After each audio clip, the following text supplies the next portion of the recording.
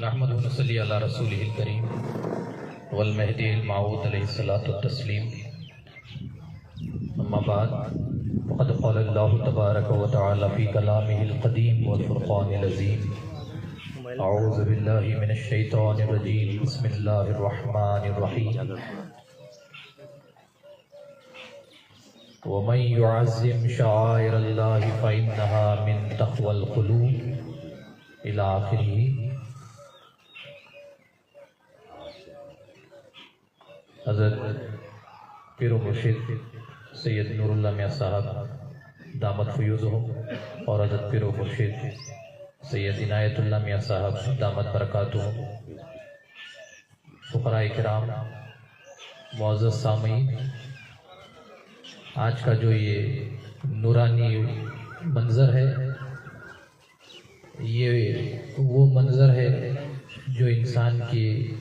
دلوں کو جھنجھوڑنے والا منظر ہے۔ دیکھنے والی نظر ہے تو وہ اپنی نظر سے دیکھ سکتا ہے کہ یہ منظر میں اس کو وہ واقعہ یاد آئے گا جس واقعے کو دعوی موقت کے نام سے یاد کیا جاتا ہے۔ جب یہ مقام کی نشاندہی ہوئی 1405 ہجری، یعنی مہدی موعود علیہ السلام نے 905 ہجری میں آپ نے دعوی موقت فرمایا اس مقام پر، اور 1405 میں جیسا کہ ابھی آپ نے سنا کہ حضرت مرشدنا والدی سید میران جی عابد خمیری صاحب قبلہ دامت فیوزہم، ان کے دل میں یہ چیز اللہ کی طرف سے القاء ہوئی کہ کتابوں میں تو پڑھتے ہیں کہ بڑی شریف ہے، وہاں پر دعوی موقت ہوا، تو وہ جگہ کون سی ہے؟ وہ چیز ان کے دل میں خدا کی توفیق سے عنایت ہوئی اور آپ نے اس کی نشاندہی بھی فرمائی، اور آج 40 سال کے بعد وہاں پر ہم ایک مینارہ مہدی کو ہم دیکھ رہے ہیں، اور اس مقام پر ایک عبادت خانہ، جماعت خانہ تعمیر کیا گیا ہے۔ وہ عبادت خانہ بھی ہم کو فرا مبارک حضرت امامنا مہدی موعود علیہ السلام کے روزے کی یاد دلاتا ہے۔ تو یہ تمام چیزیں مل کر ہمارے لیے ایک بہت ہی نورانی مجلس ہے، نورانی منظر ہمارے لیے ایک بہت خاص مقام رکھتا ہے۔ اب سوال یہی ہے کہ مہدی موعود علیہ السلام نے دعویٰ فرمایا، کیا اس مقام کی اتنی زیادہ اہمیت ہے؟ اب امامنا مہدی موعود علیہ السلام اللہ کے خلیفے، آپ نے جس مقام پر دعویٰ فرمایا اس مقام کی اہمیت کیا ہے؟ اگر آپ سمجھنا چاہتے ہیں تو آیت شریفہ کو جو فقیر نے تلاوت کرنے کی سعادت حاصل کی کہ جس میں اللہ تبارک و تعالیٰ نے ارشاد فرمایا کہ جو اللہ کی نشانیوں کی تعظیم کرتا ہے یہ اس کے قلوب کے تقوی کی بنیاد پر ہوا کرتا ہے، یعنی جو اللہ کی نشانیاں ہوتی ہیں ان نشانیوں کی تعظیم کرنا، حقیقت میں جس انسان کے دل میں تقوی ہوتا ہے وہی انسان اللہ کی نشانیوں کی تعظیم کر سکتا ہے، ورنہ اگر آپ کے دل میں تقوی نہیں ہے تو آپ اللہ کی نشانیوں کی تعظیم بھی نہیں کر سکتے۔ اب اللہ کی نشانیاں کیا ہیں؟ تو کہا گیا کہ اللہ کی نشانیاں جو قربانی کے جانور ہیں وہ بھی اللہ کی نشانیاں ہیں۔ ان الصفا والمروہ من شعائر اللہ، کہ جو صفا اور مروہ کی جو پہاڑیاں ہیں، وہ جو چوٹیاں ہیں، وہ پہاڑیاں وہ بھی اللہ کی نشانیوں میں سے ہیں۔ اور کہا گیا کہ آپ جانتے ہیں کہ صفا و مروہ جو عمرہ اور حج کو جانے والے حضرات، آپ نے دیکھا ہوگا کہ پورے کا پورا حج کے تعلق سے بھی اگر ہم بات کریں کہ پورے کے پورے حج میں ہے کیا، وہ صفا و مروہ کی دو چھوٹی چھوٹی پہاڑیاں ہیں، ان پر دوڑ لگاؤ تو تمہارا حج ہوتا ہے۔ سوال یہ ہے کہ وہ صفا و مروہ کی کیا اہمیت ہے، کہ کیا وہاں پر کوئی اہم کام ہوا تھا؟ کیوں صفا و مروہ کو اللہ اپنی نشانیوں کے نام سے یاد کرتا ہے؟ اگر ہم دیکھیں جو جاننے والے حضرات ہیں وہ جانتے ہیں کہ کوئی بڑا دینی کام نہیں ہوا تھا، ایسا نہیں کہ وہاں پر کوئی بزرگ جو ہے بیٹھ کر سالوں سال عبادت کرتے رہے اس لیے صفا و مروہ کو اتنا اونچا مقام دیا گیا ہے، بلکہ ہوا یہ تھا کہ اسماعیل علیہ السلام پانی کی پیاس کی وجہ سے آپ ایڑیاں رگڑ رہے تھے، اور بی بی ہاجرہ جو ہے پانی کی تلاش میں کبھی صفا کی پہاڑی پر چڑھتی، وہاں سے جاتی مروہ کی پہاڑی پر جاتی، پانی کی تلاش میں بی بی ہاجرہ نے دوڑ لگائی تو اللہ نے کہا کہ یہ صفا و مروہ میری نشانیاں ہیں۔ جب بی بی ابراہیم علیہ السلام کی بیوی بچے کی پیاس بجھانے کے لیے جب وہ پانی کے لیے دوڑ لگا رہی ہے تو وہ جگہ اللہ کی نشانی ہو رہی ہے، تو اندازہ لگاؤ کہ مقام بلڈی شریف جہاں خلیفۃ اللہ نے اپنے دعوے کا اعلان کیا اور کہا کہ جو مانا مومن جس نے اس ذات کا انکار کیا وہ کافر ہے، جب اس اتنا بلند عالی شان دعویٰ فرمایا تو آپ سمجھو کہ جس مقام پر خلیفۃ اللہ کے قدم لگے ہیں اور جس مقام کا انتخاب اللہ نے کیا ہے وہ بلڈی شریف ہے، اس مقام کی اہمیت ہمارے دلوں میں کیا ہونی چاہیے کہ صفا و مروہ کا جو مقام ہے وہ بی بی ہاجرہ کے قدموں کی وجہ سے ہے، اور بلڈی کا جو مقام ہے خلیفۃ اللہ امامنا مہدی موعود علیہ السلام کی وجہ سے ہے۔ تو آپ اندازہ لگاؤ کہ یہ اللہ کی کتنی بڑی نشانی ہے۔ اور آپ جانتے ہیں کہ مقام جو ملتا ہے وہ کسی کی نسبت کی وجہ سے مقام ملتا ہے۔ آپ جانتے ہیں کہ اللہ نے قرآن شریف میں ارشاد فرمایا وَإِذْ جَعَلْنَا الْبَيْتَ مَثَابَةً لِلنَّاسِ وَأَمْنًا وَاتَّخِذُوا مِن مَّقَامِ إِبْرَاہِیمَ مُصَلًّى، کہ جب ہم نے کعبے کو ہم نے تعمیر کر دیا، بیت اللہ کو ہم نے تعمیر کر دیا اور ہم نے اس کو ٹہرنے کا مقام بنا دیا، امن کا ہم نے مقام مرکز بنا دیا، تو اب کیا ہے کہا گیا وَاتَّخِذُوا مِن مَّقَامِ إِبْرَاہِیمَ مُصَلًّى، کہ جو مقام ابراہیم ہے اس کو نماز عبادت کرنے کی جگہ بنا لو۔ یہ مقام ابراہیم کیا ہے؟ تو لوگوں نے دیکھا بھی ہے، جانتے بھی ہیں کہ ابراہیم علیہ السلام اللہ کا گھر تعمیر کر رہے ہیں۔ اب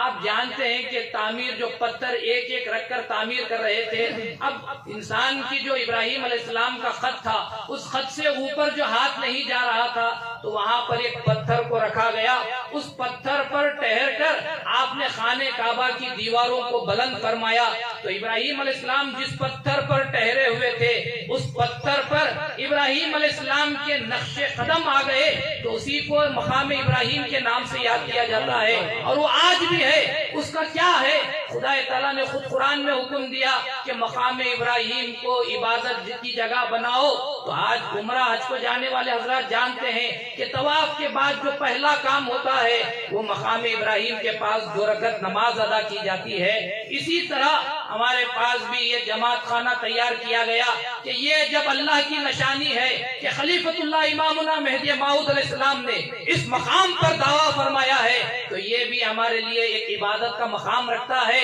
تاکہ آپ حضرات 2 رکعت نماز ادا کر سکیں، اس لیے یہ عبادت خانہ جماعت خانہ تیار کیا گیا ہے۔ تو معلوم یہ ہوتا ہے کہ ہمارے پاس بزرگان دین کا صدقہ ہے، مہدی موعود کے فرمان کا صدقہ کہ آپ نے فرمایا مذہب ما کتاب اللہ و اتباع محمد رسول اللہ، کہ ہمارا مذہب اللہ کی کتاب اور رسول اللہ کی اتباع ہے۔ اس فرمان کا صدقہ کہ آج کے دور میں بھی ہمارے بزرگان دین جو بھی کام کرتے ہیں وہ قرآن کے مطابق اور اتباع رسول کے مطابق وہ کام کرتے ہیں۔ تو یہ جو بلڈی کے مقام کی اہمیت ہے، اس مقام کو آپ حضرات کو سمجھنے کی ضرورت ہے کہ ایک اللہ کا خلیفہ، وہ خلیفہ جس کے آنے کے تعلق سے تمام تر پیغمبروں کی کتابوں میں اشارات موجود ہیں، ذکر کیا گیا ہے۔ قرآن شریف میں جا بجا مہدی موعود علیہ السلام کے تعلق سے علامتیں بتائی گئی، نشانیات کو بتایا گیا۔ خود رسول اللہ صلی اللہ علیہ وسلم نے اپنی زبان مبارک سے جس ہستی کا سب سے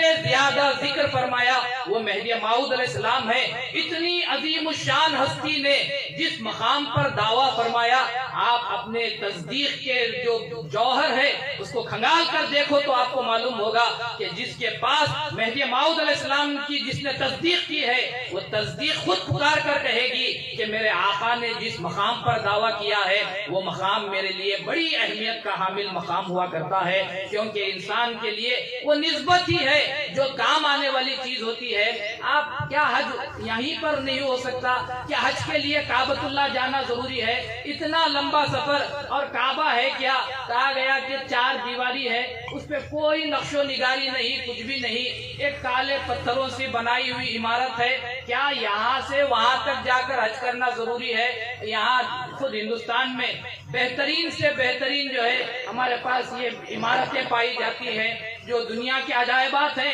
وہ عجائبات بھی ہندوستان میں پائے جاتے ہیں، تو پھر وہاں جانے کی کیا ضرورت؟ تو یہی کہا جاتا ہے کہ مقام جو ملتا ہے وہ نسبت سے ملتا ہے، کہ اللہ کے گھر کو جو مقام ملا وہ اسی وجہ سے بنایا ابراہیم نے، لیکن اللہ نے کہا یہ میرا گھر، تو ہم نے کہا کہ جب تیرا گھر ہے تو ہم تیرے گھر کا طواف کریں گے۔ تو اس گھر کی عظمت کیا ہے؟ اللہ کی نسبت کی وجہ سے اس گھر کی عظمت ہے۔ تو نسبت بڑی چیز ہوا کرتی ہے، اور اس مقام کو، اس سرزمین کو جو نسبت ہے وہ آقا امامنا مہدی موعود علیہ السلام سے نسبت ہے۔ تو آپ کو جو اس جگہ کی قدر کرنی چاہیے، اس جگہ کی اہمیت ہے، آپ کے دل میں اس جگہ کی وہی اہمیت ہونی چاہیے جو امامنا مہدی موعود علیہ السلام کی اہمیت ہے، کہ مہدی کا قدم جہاں پر پڑ گیا وہ قدم ہمارے لیے سجدہ گاہ بننا چاہیے، کیونکہ مہدی موعود کا قدم جس جگہ پر پڑتا ہے ہمارے لیے وہ چیز ہم ایسا سمجھتے ہیں کہ اس جگہ پر ہم کو سر کے بل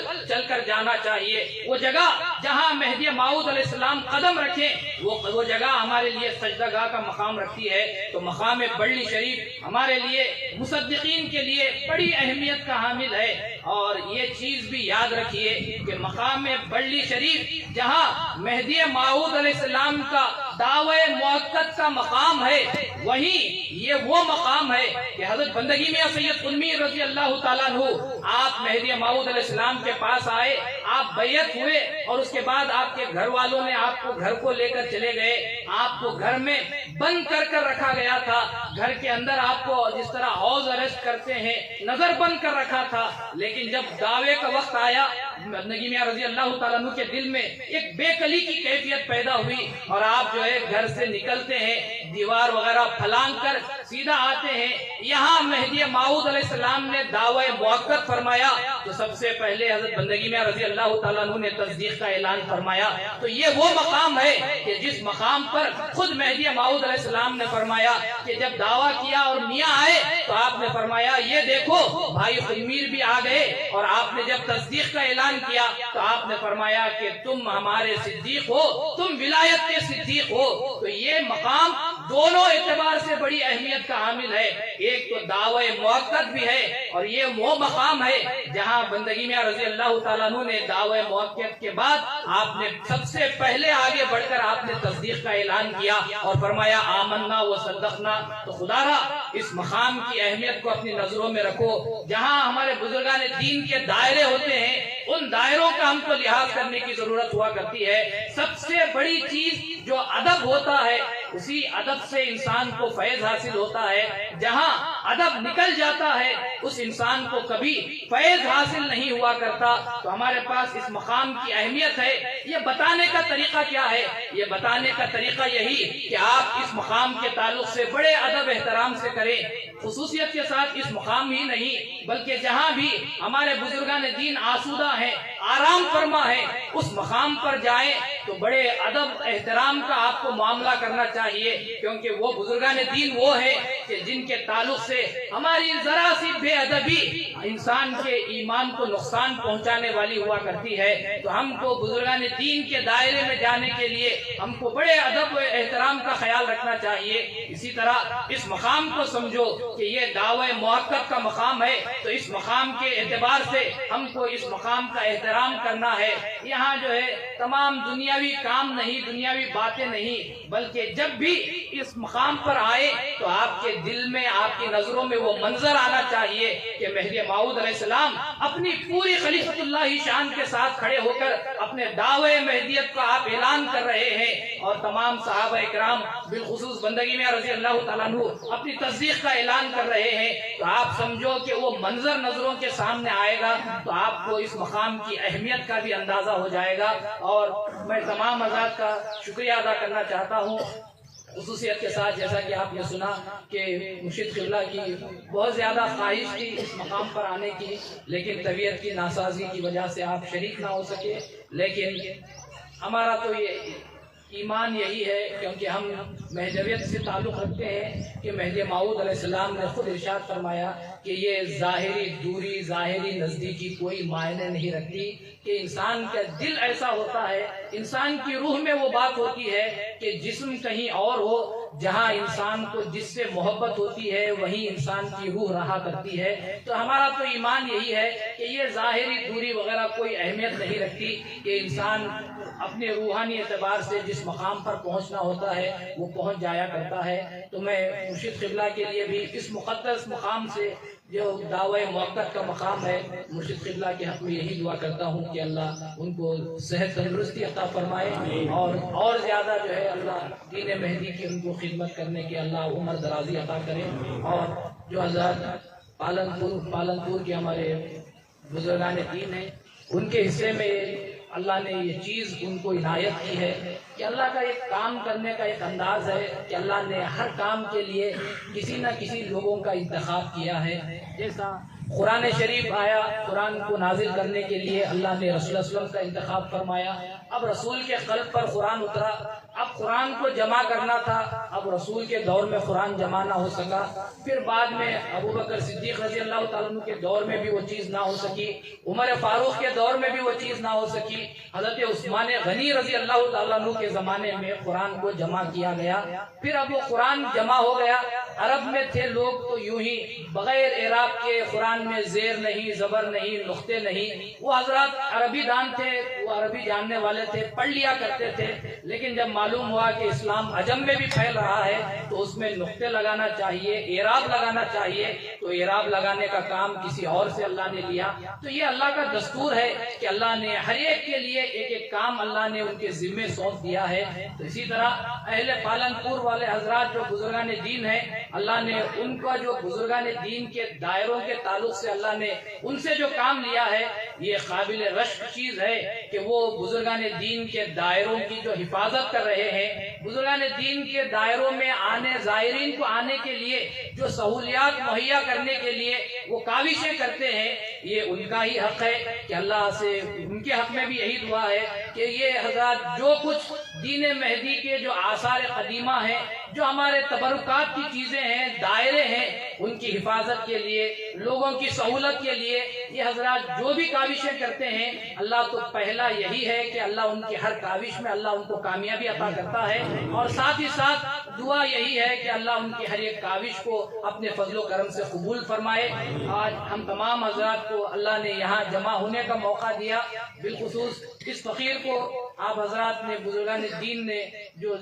دعوت دی، میں آپ تمام حضرات کا شکریہ ادا کرتا ہوں کہ مجھے بھی اس نورانی مجلس کا ایک حصہ بننے کا اللہ نے آپ کے ذریعے سے موقع عنایت کیا۔ میں اللہ کا شکر ادا کرتا ہوں، آپ تمام بزرگان دین کا میں شکریہ ادا کرتا ہوں۔ خدا تعالیٰ ہم تمام کو تصدیق مہدی، اس مقام جو دعوی موقت کا مقام ہے، اے اللہ ہم کو تصدیق مہدی پر ثابت قدم رہنے کی توفیق عطا فرما۔ نہ صرف ہم کو بلکہ ہماری آئندہ آنے والی نسلوں کو بھی، ہم کو تمام لوگوں کو اللہ تصدیق مہدی پر ثابت قدم رہتے ہوئے تعلیمات امامنا مہدی موعود علیہ السلام پر عمل کرنے کی ہم سب کو توفیق عطا فرما۔ آمین۔ وآخر دعوانا ان الحمد للہ رب العالمین۔